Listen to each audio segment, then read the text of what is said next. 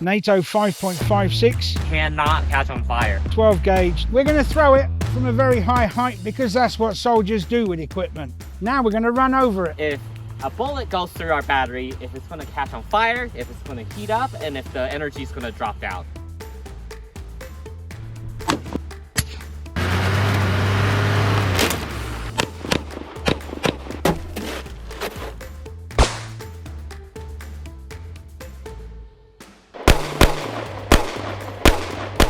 If there's any voltage left in it.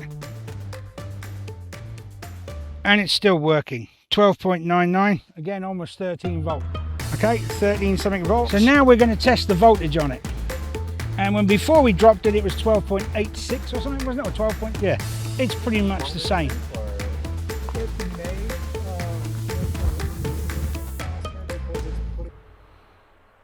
The fire went out easy and it's not reigniting. There's a little bit of smoke there, we'll just wait and see. It's still working!